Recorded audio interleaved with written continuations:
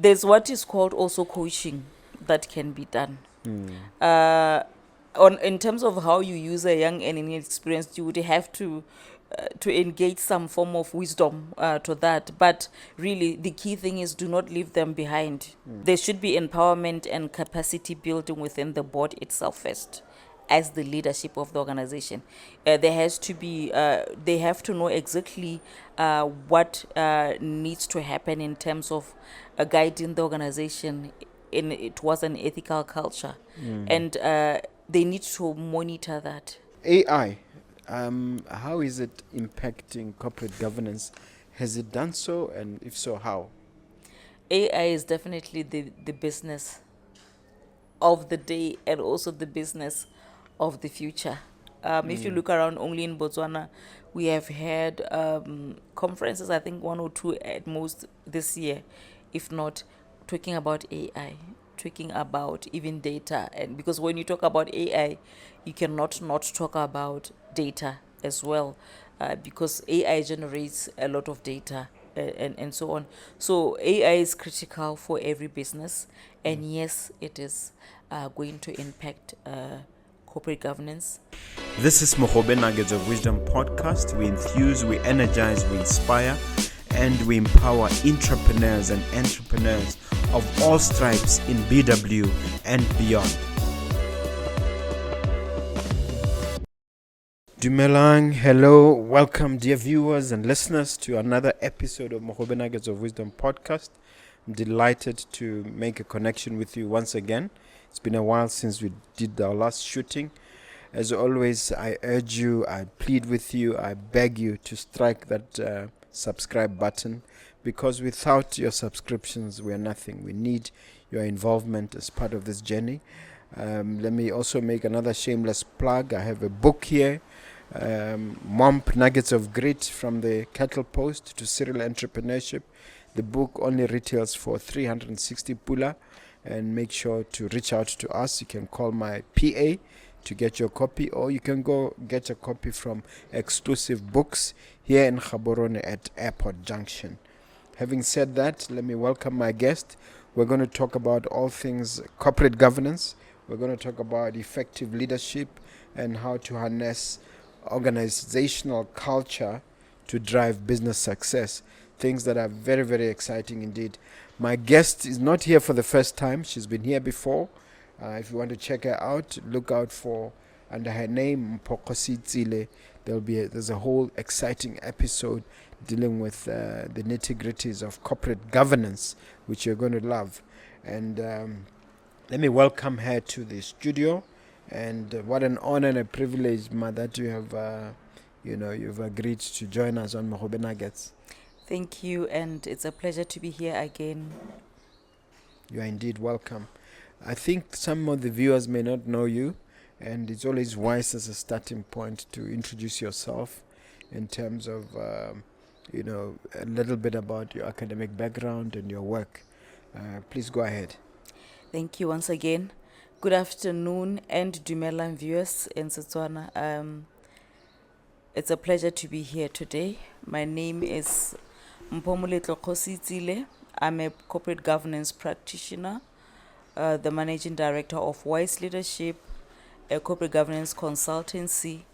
Wise Leadership also owns a magazine called the Responsible Citizen Magazine, which is really driving sustainability reporting, showcasing stories and strategies that companies and organizations take to drive the ESG agenda, which is the environmental, social, and governance issues that pertains to businesses.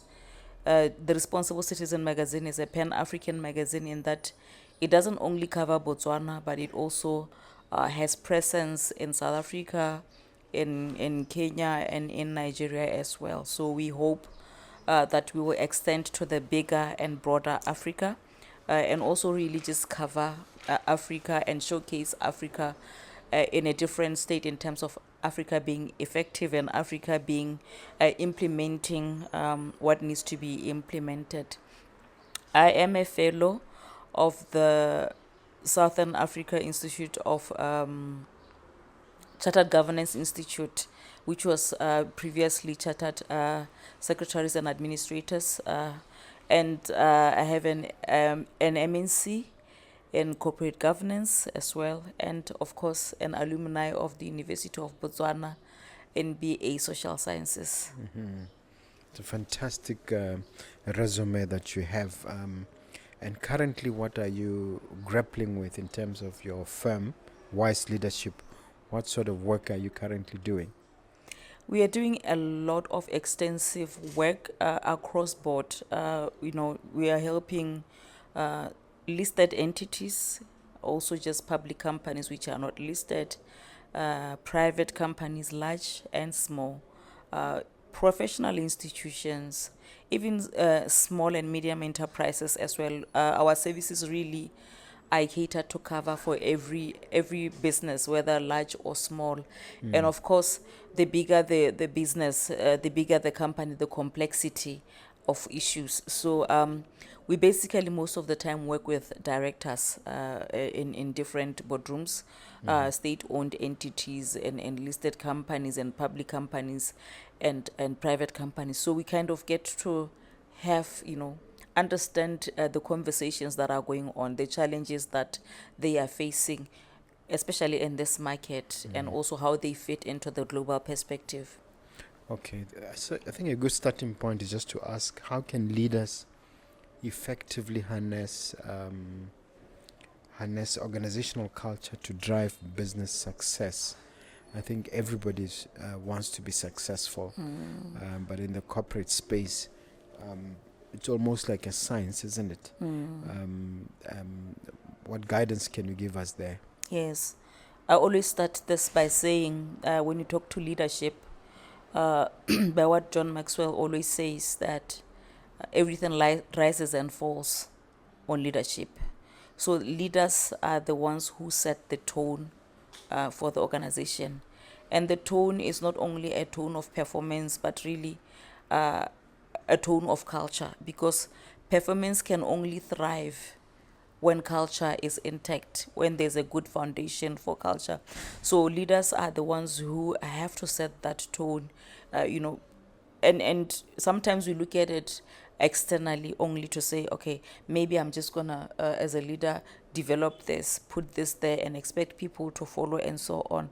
But then also governance, as much as we know, when we talk about our culture, really boto, and also just being leading by example, meaning that you also as a leader has to look within yourself, introspect, and as a director, because those are mostly leaders of the organizations, introspect, check yourself against the ethical principles and to see where you lie.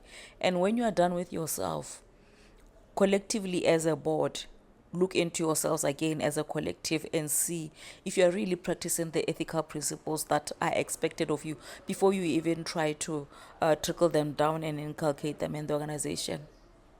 So that's what effective or ethical leadership is.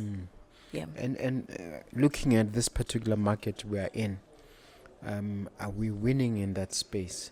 Can we say that there is enough examples of ethical leadership to be proud of in this market? I know it's a tough question. Yes. I would say whether to say enough is another thing, but trying, I would say there are efforts, because really I've realized that continuous information sharing, continuous, workshops, whatever it is that that we have to do as people to learn, to open our eyes to the way things that should be done. So I would say that we are learning and we are improving. I always give an example where in mature markets, I would say, whether it's a CEO or it's a director or even a member of parliament or even the president himself, if they deem themselves to have, crossed some ethical lines, they literally just step down and, without anybody asking a question. So that shows. Meaning they resign. Yes, step down and resign without anybody asking them to, or even probably, we don't know, they probably ask them behind the curtains, but really because there is an expectation of a certain, level and way of holding yourself up within the society, because you are leading, therefore people follow you. So I would say that we are becoming aware of that and taking it up as well. Yeah. There's a conference coming up, annual, conference on ethical governance. Before I ask you specifically about the conference, why do we need conferences? And why do you think it's important for entrepreneurs, business people, and even corporate leaders to attend conferences? Conferences are there to create awareness, to inform, and to build capacity. So just looking at the past question that I just answered, by becoming aware, then we learn how to do things better. Conferences, because it's an opportunity also to gather a bigger amount or a larger amount of people in one place, and also bring different experts and so on. It's also an opportunity to learn from key industry leaders, and also to network and grow your businesses as well. Okay, now let's talk specifically about this one. What is the role of wise leadership in this conference? Wise Leadership has made an intention to hold an annual corporate governance conference over and above the work that we are already doing in terms of consulting in-house for different organizations. But to hold an annual corporate governance because we get to have an idea of the temperature in terms of where things are going within the market and so on. So we use that annual corporate governance to share even and align people in terms of what to look at, what is coming and what to expect, and what to do also, the solutions and challenges that are there. Okay, and this one will be number 3. Number 3. Yes. And what were the themes for the previous 2? What's the theme for this one? Yeah, you're gonna get me on that one because there's a lot of information in my head. Yeah. I don't know if I can talk to the themes directly, but I'll say the first one, it was actually during COVID in 2021 when and we held it online. It was a webinar for 2 hours, but it was overloaded, and it was there was such great participation in it, where we brought in Professor Mervyn King, who is the leader guru. in corporate governance, to just lay out issues and talk about, and at that time it was really about implementation, like where are we in Botswana in terms of implementation, noting of course that we tend to at this moment use different codes of governance at the same time, King 3, King 4, and now there's the Pula code coming, but then it was the King 3 and the King 4, and most companies were looking at how do we transition into the King 4 code of governance. So he came in to provide that guidance. The second one was last year. We skipped 2022, but the second one was last year, where we are talking more about emerging trends and transformation towards adopting those trends. And these emerging trends that we are talking about is IT governance, which is a key thing. We are in the era of digital transformation. And then we also talked about board competitiveness as well. We also touched a bit on ethics, and we also talked board competitiveness. And then we also touched a bit on ethics, but more importantly, it also zeroed in on ESG as well as integrated reporting. So you're looking at the emerging trends that companies need to keep up to date with to be able to to comply as well as compete on the international platform. All right. Now this particular one, the theme is harnessing organizational culture for ethical governance and cyber resilience. and who should attend? We are looking at all members of the executive, really, those that are charged with governance. In there you find people who have to deal with compliance, the board of Company directors. secretaries? Yes, the board of directors themselves. No, they are compliance people, and then there are company secretaries. So there's a separation there. Risk management professionals, IT professionals, information professionals as well, and everybody, auditors, and just everybody who really has to be concerned about governance. Mm-hmm. And what is the one thing or one or two things that we can look forward to? You can look forward to, I would say, quite engaging conversations. We bring in what I would call experts in the industry, and even outside of Botswana, because we want to bring in diverse, Is the great Mervyn angles. King coming again? No, Not sure yet. no, he's not coming. Okay. He's not coming. But yes, we are bringing in people who are now, ethical governance experts, culture, organizational culture and transformation experts, cyber security experts, artificial intelligence experts, and compliance experts as well, because all these as well, it still has to be handled by compliance at the end of the day. When exactly is the conference and what's the location? The conference is on the 19th to the 20th September at Cresta Lodge in Gaborone. And for somebody to enroll at this point, what do they have to do? For you to enroll is to email info@wiseleadership.co.bw or WhatsApp +267 7332 9959, or even call +267 311 6813. We do share more information on our handles on LinkedIn, on Instagram, as well as Facebook under Wise Leadership. Okay. Let me ask you, what are the key strategies for managing change and transformation within this corporate space, within organizations, especially during these times of uncertainty? We're just trying to recover from COVID, and some of us unfortunately did not even make it. Key strategies for managing change. I would say as well, what kind of culture is there in the organization? If the culture in the organization is not of resilience, and then when things change, you are prone to fall off the radar. But if there's a certain culture, because culture is about ethics as well as performance, is there a culture as well of high performance? Is there a culture as well in terms of how you do things? Do you constantly check your strategy if it aligns to these developments? Because some of the companies that that are big didn't even manage to go into to actually, they fell off the radar, I would say, where when technology took off, they couldn't keep up. They didn't adjust.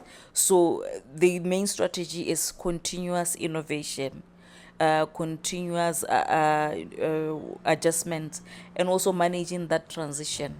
Because also, and employing, I would say, different, what should I say?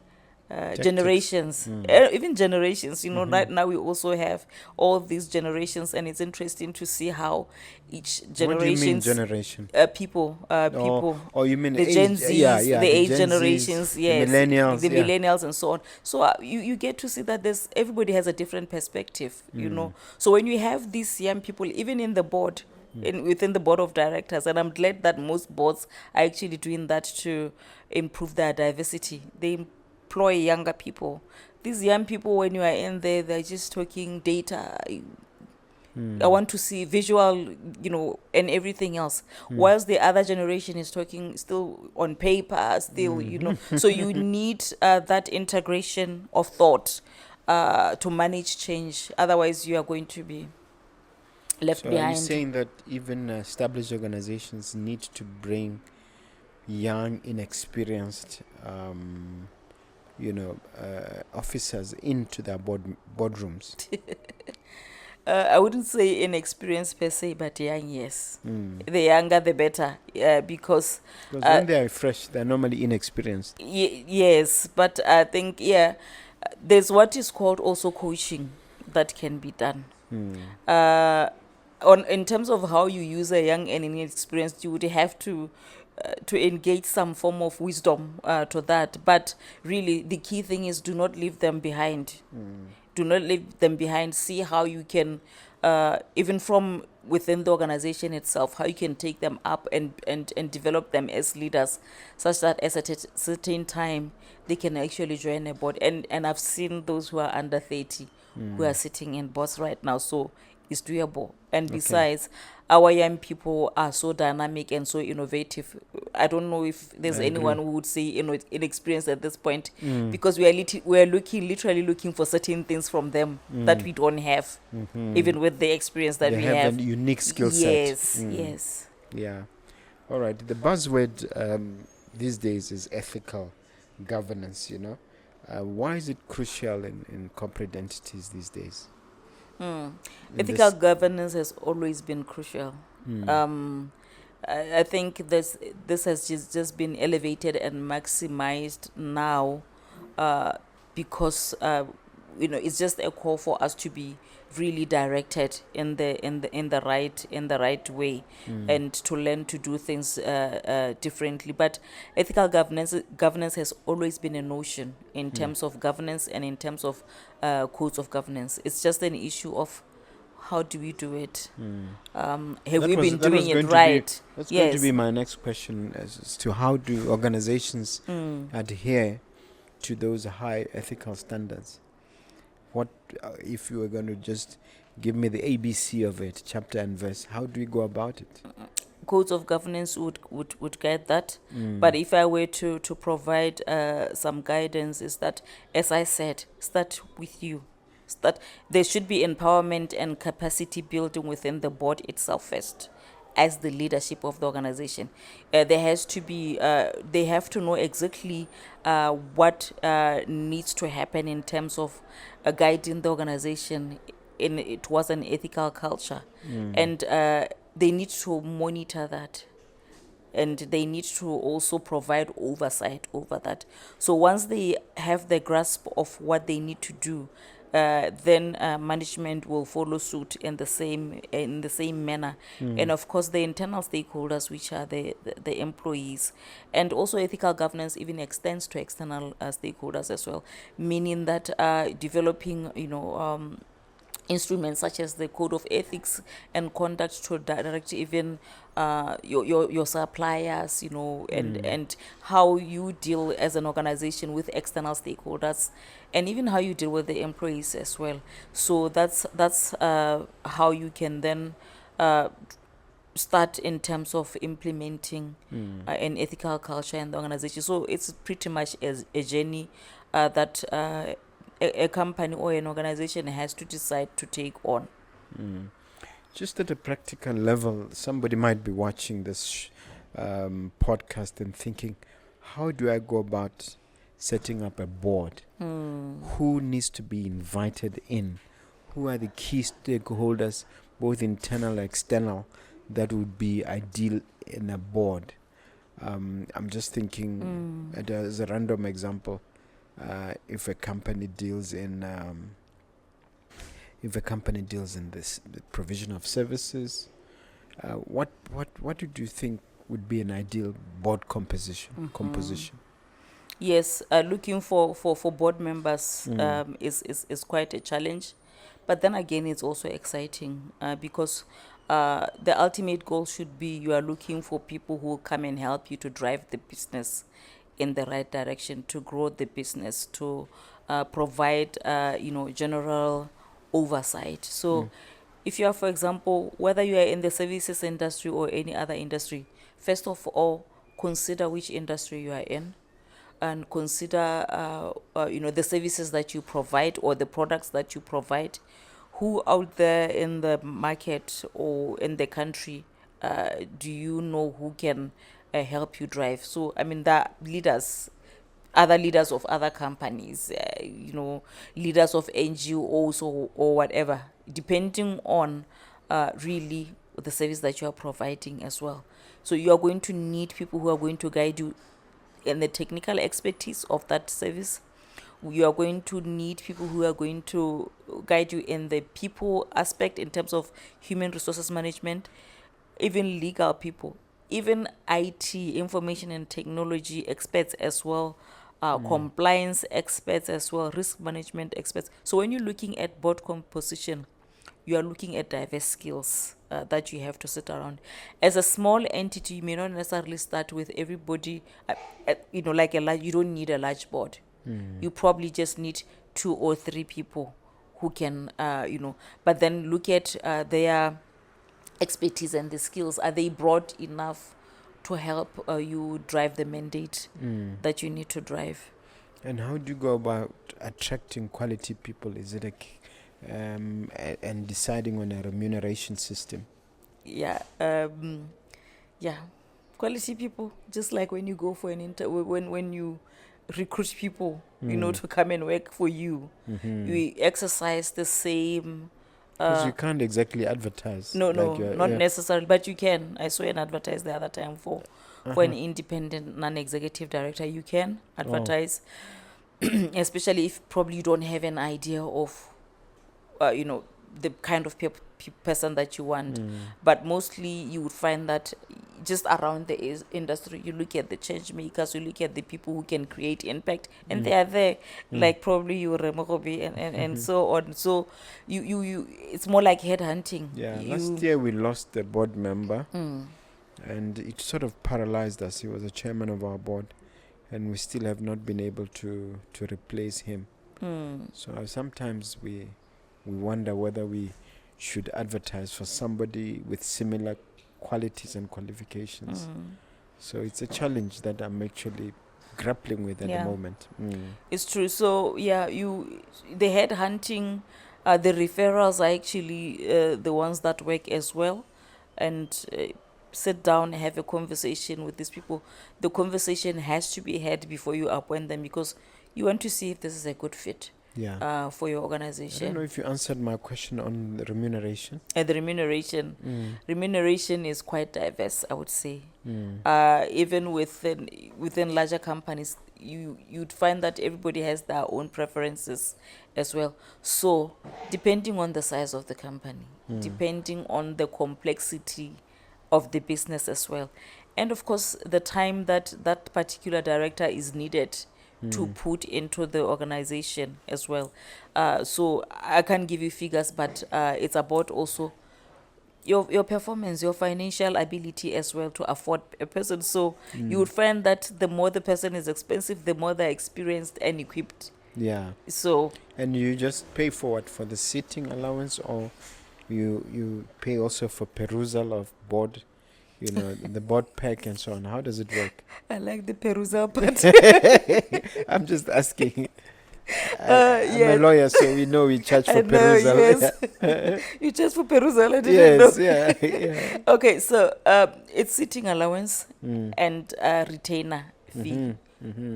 So there's a retainer fee that one would cover for perusal, because you peruse anytime, right? An email is sent anytime for you to look at a document. You're not going to say, I looked at this document, so I'm charging. When the board pack comes, but really the sitting allowance for any particular meeting, for the board, also for the AGM, there are charges to that. Some boards even provide some other incentives as well, especially because now we have online meetings all the time, internet, the tablets and so on. Let's talk a little bit about cyber resilience. Help me define the word first, and then we can understand what role it plays in these modern times. Cyber resilience is basically the ability to withstand and overcome and even defend threats that come through to the organization through this digital or online or information that is stored in the web. Yes. So then taking it further, how can organizations bolster their defenses, make themselves cyber resilient? Yes, I think that one would be for the experts to answer in the conference itself. But I can say, really, there are regulations that are have to be adhered to, just like national or country regulations as well. and two, the development of certain policies, risk management policies, IT policies, and fraud and cybersecurity policies should be there, and should not just be there because sometimes we have a tendency of developing policies and putting them aside, but really be there and be implemented, and there should be continuous monitoring. You'd be shocked to know that at this point we may seem like everything is smooth and going normal. The kind of activity that happens in the web, and it's a lot.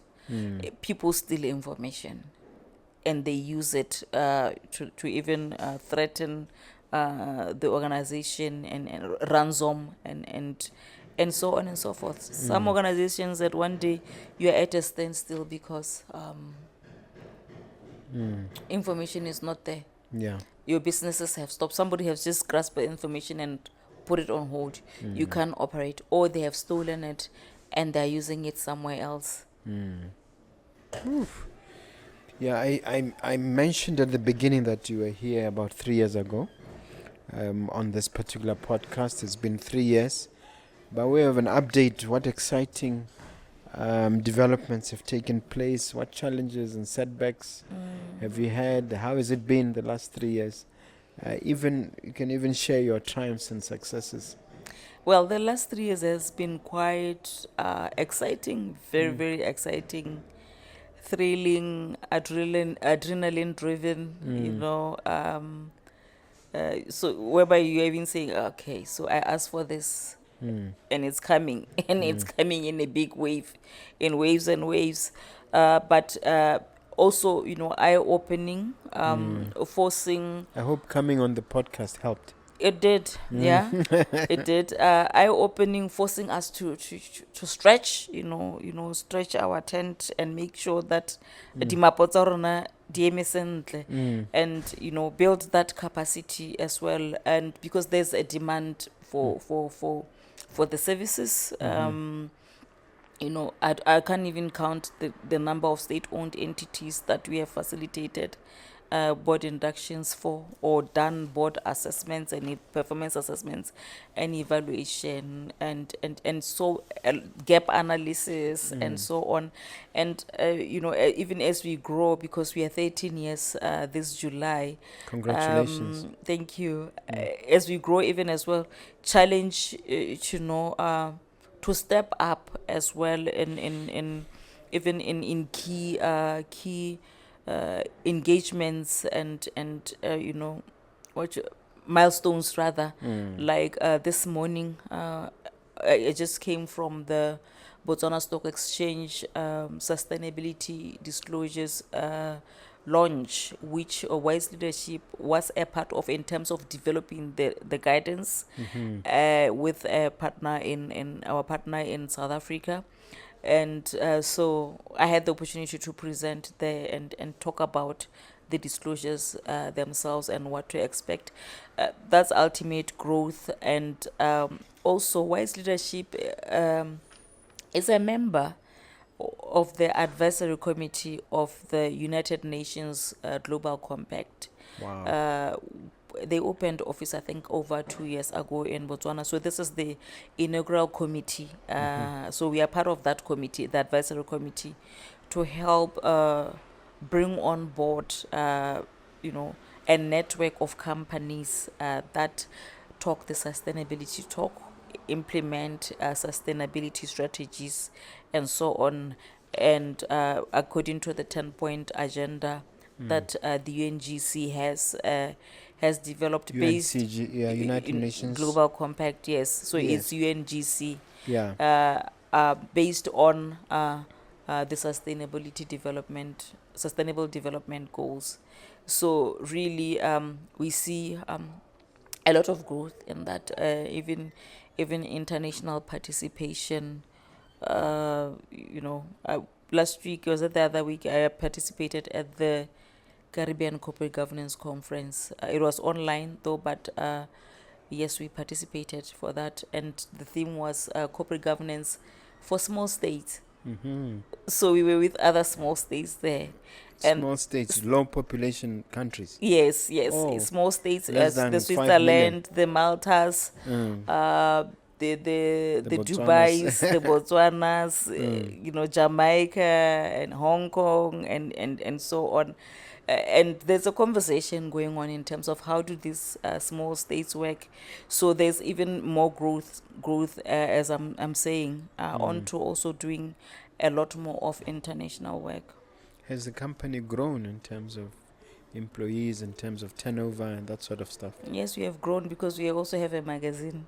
Mm. So there's magazine employees as well, who the writers and the coordinator, the editor of the magazine, and then there's also the wise leadership side where we have core employees and a lot of outsourced service providers. So our outsourced service providers are actually quite close to us, and because we don't want to have maybe accountant right in the office, Oh, okay. PR and comms right in the office, IT, but we also empower other small businesses as well, and we want to focus on the core operations, which keeps us Yeah. awake at night. Tell me about the magazine. How often is it published and what sort of subjects does it cover? The magazine is published every 2 months, so you get to have 6 issues a year. As I said, it talks about or covers strategies that companies are employing for ESG and sustainability. So we have moved, so the language has really moved from CSR. So when you talk about ESG and sustainability, we are talking about long-term effects and impacts that companies have on the environment, on the social as well, obviously coupled or supported by the governance. So it could be like diversity, it could be like sustainable partnerships, it could be like green innovation. So even now we have started theming our issues to go along with that. I think the last one was green innovation.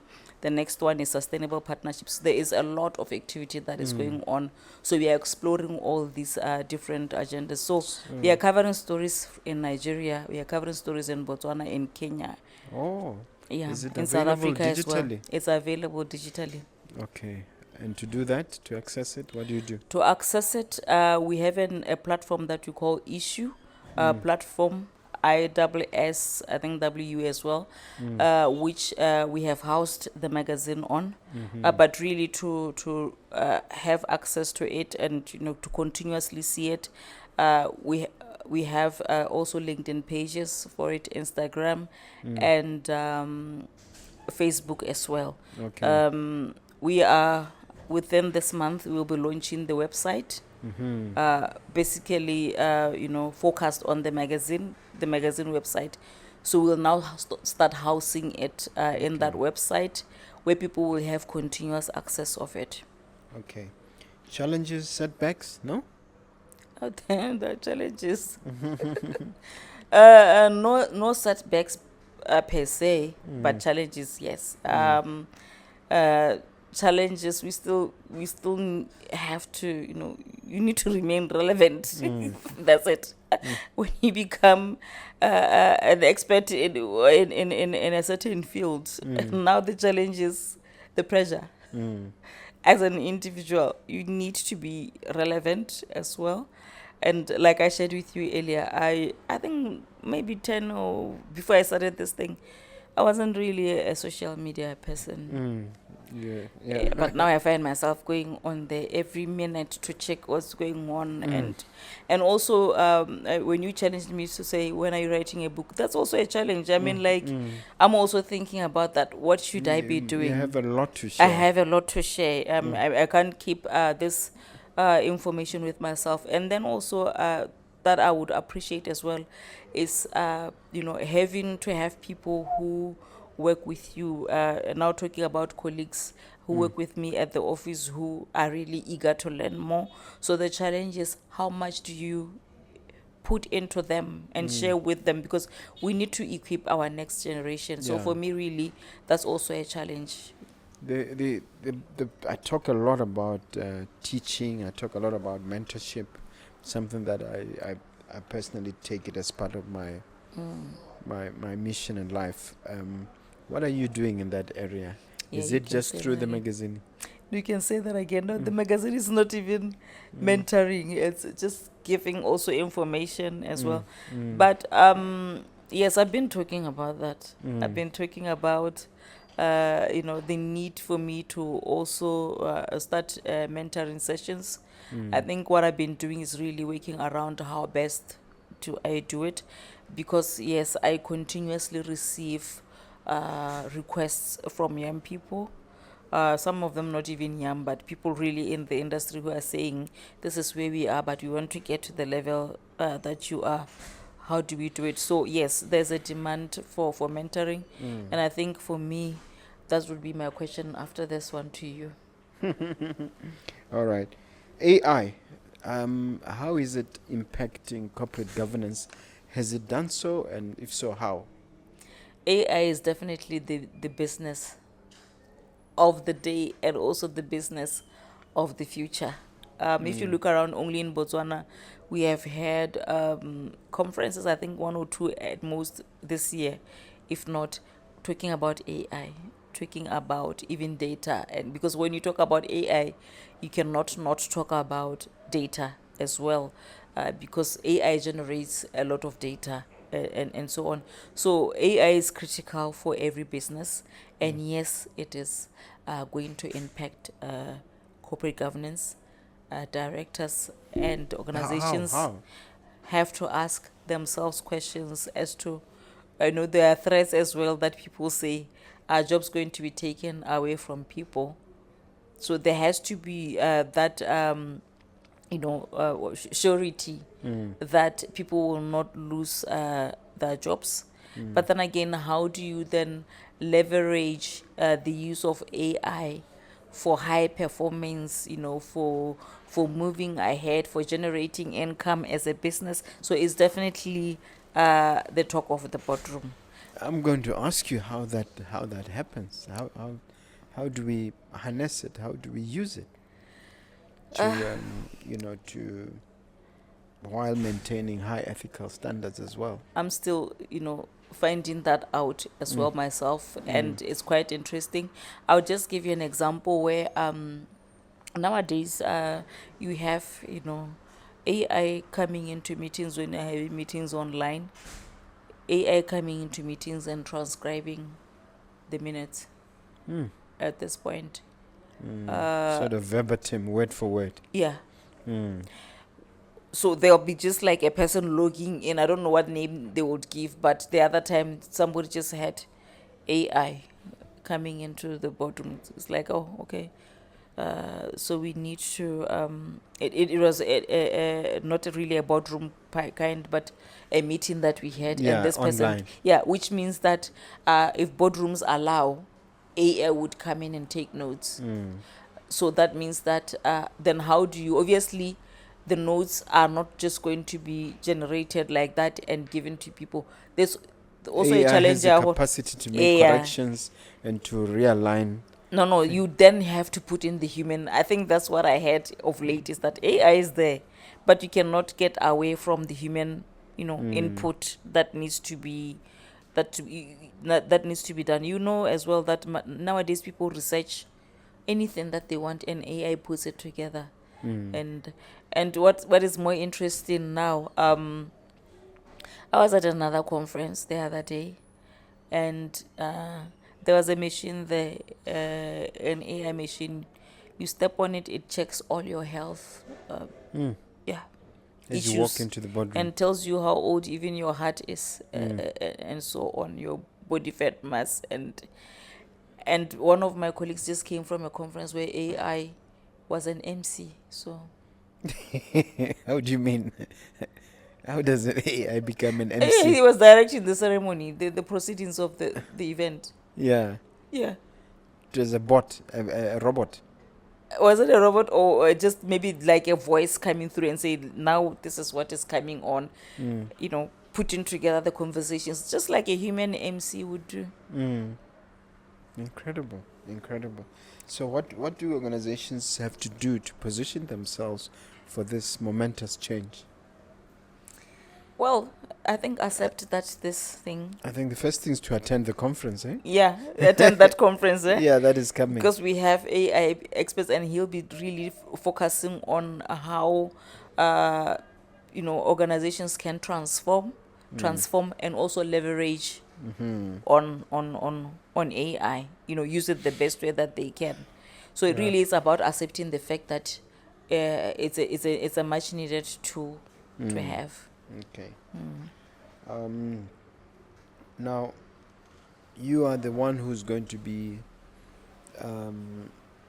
directing events. Let me just say you are hosting.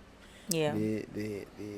Can you give us an idea of what to expect? How many panels there'll be there? What will be happening the first day? What will be happening the second day?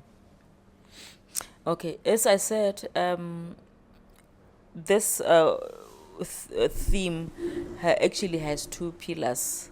The foundational pillar is organizational culture, and then the other pillar is ethical governance, and the third one, the third one is cyber resilience. So we have diverse speakers who will be talking to cyber security and what it does to business, to disrupt businesses, and how you can build resilience against that. So there'll be diverse topics in that instance, meaning that we are going to bring in even regulators as well as practitioners, and also the issue in terms of data protection as well. How data, sometimes we look at it just as to how to use it, but we don't know that there are other ways that are not ethical, that people are employing to use the data as much as it's supposed to be protected. And then there are also going to be speakers who are talking about mindset change, because with organizational culture you need a certain change of mindset. And then organizational and culture transformation and ethics. We are going to have I think 4 speakers and 2 panels in the first day, and then 5 speakers and 1 panel in the next day. And it looks like I might be part of one of them, eh? You must be part of one of them. Okay. All right, guys. You heard it here first. I've been asked to be part of the one of the panels. I don't know whether I'll be emceeing or whether I will actually be sitting there as one of the participants. You'll be asking questions. That's Oh, I what see. Okay, that's what I'm you good love at. doing. Yeah, that's what I enjoy doing. All right, no, this is interesting. A lot of youngsters, when they watch me interview somebody of your stature, they tell me, you forgot to ask them about the money. Where is the money to be made in this industry, and is it lucrative? That's a question. Yeah. Well, consulting is hard work. Consulting is services. Services is hard work. As much as one would say, okay, we put a lot of work in terms of development behind the scenes, R&D for products. But once you see a product, you can buy it instantly because you like it. So it's the power of the site. Consulting is intellectual property that is not seen. With the product, your intellectual property, and then we see it. Consulting is intangible. You cannot see it. So because you cannot see it and touch it, it's quite difficult to promote it or sell it. So the key thing that happens is you need to present yourself. You are the intellectual property yourself. The physical person. Your person, your mind and everything. So it's about how you show up and the quality of work that you do. Once that is stated, it's just a word of mouth thing, really. Because they would say, go and take this person because they've helped me, so they can help. So that's how it is. As much as we market it, as much as we do all these other things, that's just enhancement. Really, the referral is in word of mouth. Yeah. Yeah, so you sell yourself, develop yourself, grow yourself, But is there equip serious money to yourself. be made here? Money will be made in the long term, not in the short term. So if you're looking for short term, millions, Mm. But you can make those in the long term. yes, and also with that, because that's a legacy that comes, an intellectual legacy that you build along the way. So it's not even just about money as well. It's about that legacy that you build, that to empower people. The money will come in the long term. You just need to have the staying power. Yeah. But aren't they? I mean, we know of consultants who have been coming from outside the country a lot. To what extent is there an effort at localizing the people with your skill set, for instance, and getting them locally? Are we developing enough talent locally? I would say developing enough talent locally, in the sense that, okay, yes, we have universities. That's where we all come from. And also there are platforms for training. Like, for example, for me, I got the opportunity to be trained by government for MSc corporate governance. And I think after me, maybe one person went or not, but it wasn't, that open, but that was an opportunity. And coming from there, my mind was totally switched on, that I didn't even stay long with government. Afterwards, I told them, You had to apply thank what you, you but learned. you have equipped me enough. So it's also about standing up, like standing up to want to be counted, to own this thing. Unfortunately, in consulting, as much if you can equip people with information, it's about what you do with that information and what you want to become. And now that's internal. That's internal. So this issue of bringing in people, experts from the country, it was happening because there were no people who stood up at that point. But right now, we have different experts: risk management experts, compliance experts, corporate governance experts within the country. So even now, as you see in our conference, there is more local presence of speakers and experts than external. So we are also saying we are here, as a nation, as people, and these are the people who will be talking to us. So Right. they are experts. Really, it's about standing up and the hunger to learn. Okay. All right. I know that you're a woman of faith, so somebody watching you might be asking, what drives you? What is your source of what keeps you going as a person in this relatively tough industry? Yeah. Yes, actually, our industry, this particular one, is a tough one, because you are competing against people who have been there, rather maybe firms which has been there for years. It's no longer now the people now, it's just the name that really speaks. Yeah, you're talking about the big five. Yes, and you need to be there. And now it's not even about the big five within the country. There's so many now strategy consulting firms, the McKinseys, the what have you, and so on and so forth. So one has to thrive to get there, and thriving to get there demands a lot. And you said, I'm a woman of faith. I need to have the faith that I'll get there. I share my vision first, not with people.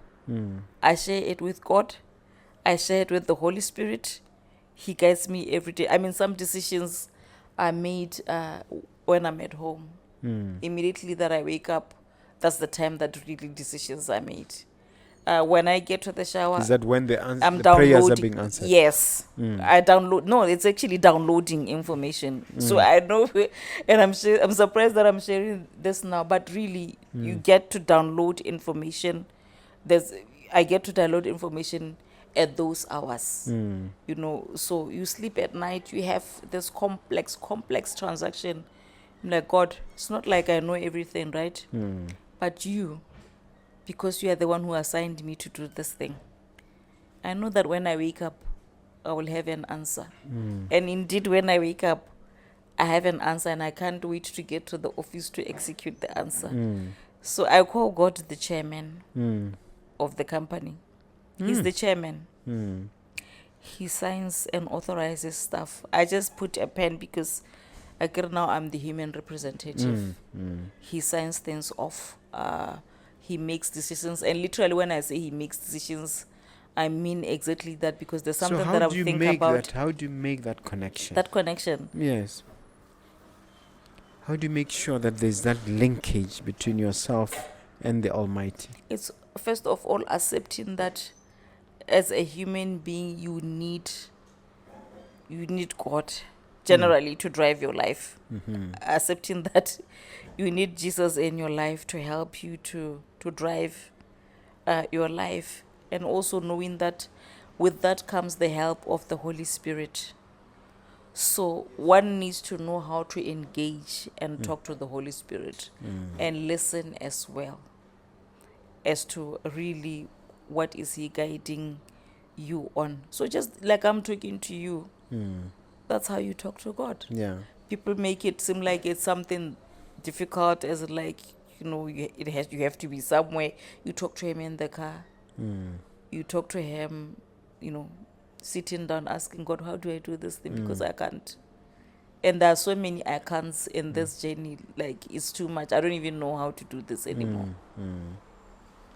No, that's good. I agree with you 100%. And one of the arguments I've been making to young entrepreneurs is to say the Bible itself is an entrepreneurship manual. Have you found that it's helpful in that regard? It's a blueprint.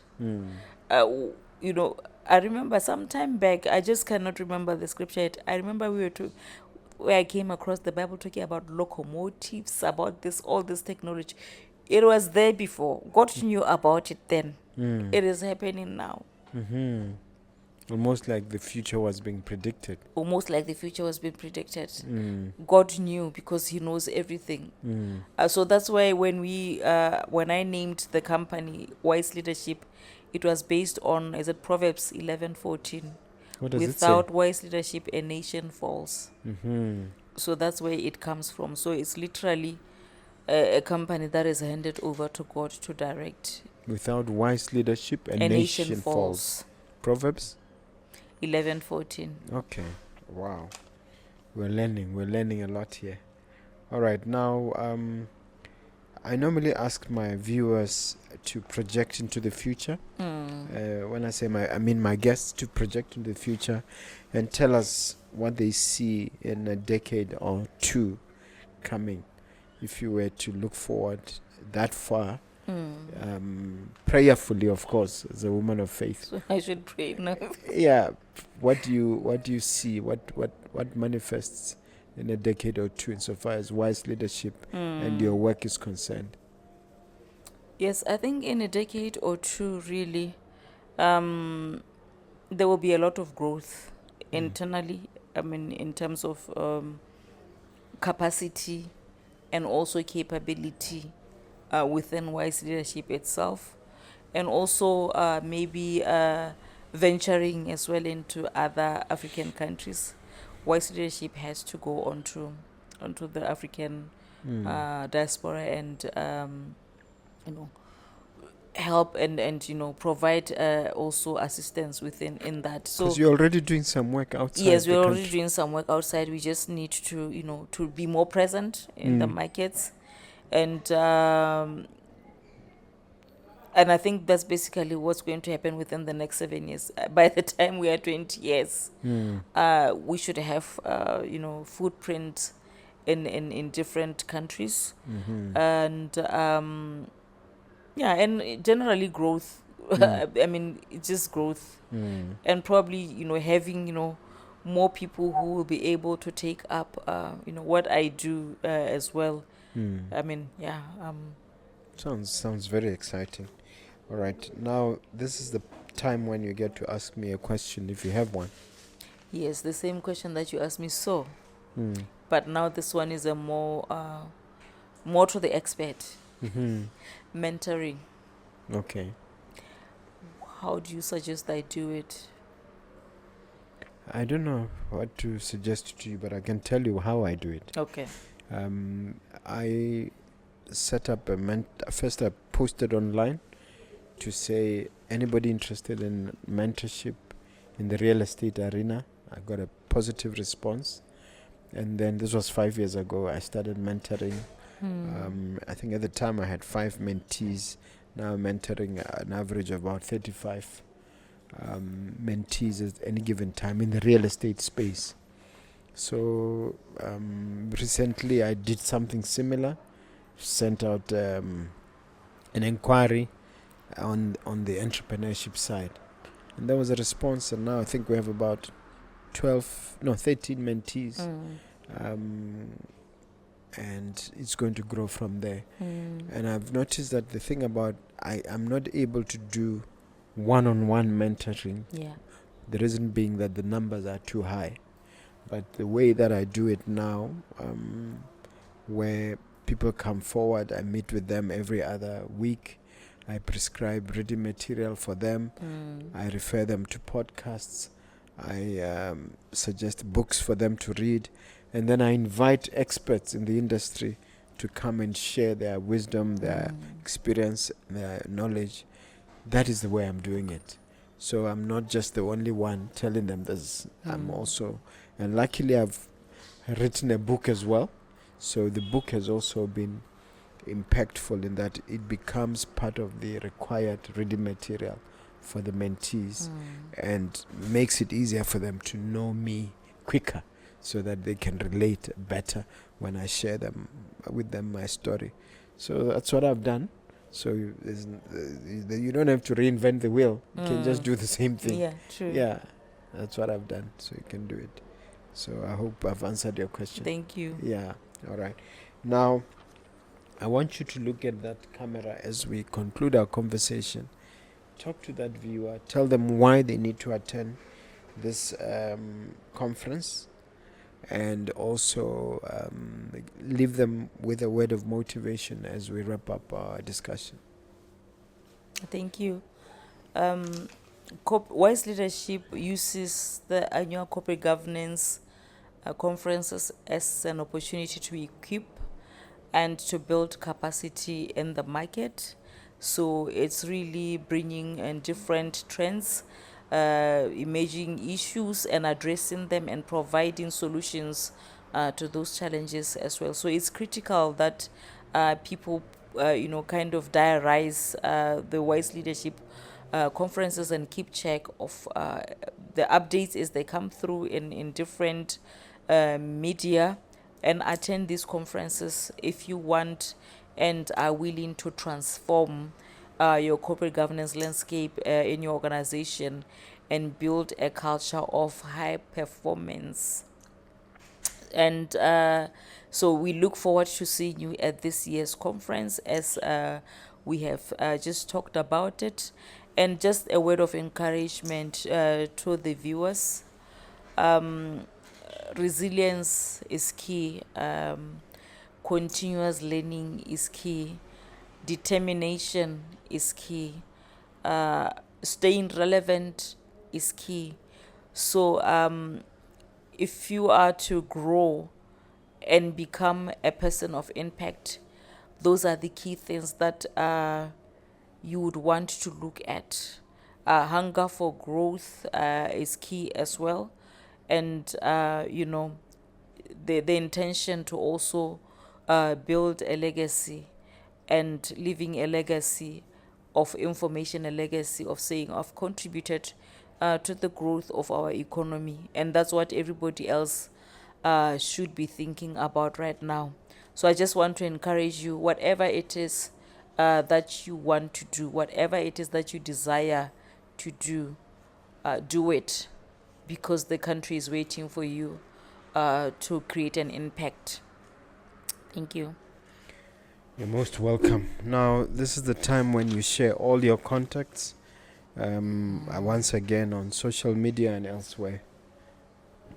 Yes. So you can find Wise Leadership on Facebook, on Instagram, on LinkedIn, just as Wise Leadership. And the Responsible Citizen magazine as well, on LinkedIn, on Facebook, and on Instagram as well. Our offices are at the office in Fairgrounds And yes, I just talked about email info@wiseleadership.co.bw and a mobile 73329959. All right. Thank you. It remains for me to thank you, Mpho Kgosietsile, for taking the time out. You've been a brilliant guest. You've delivered brilliantly. Let me ask you, dear viewer, if you haven't done so already, strike that subscribe button. We really, really value your involvement in this journey.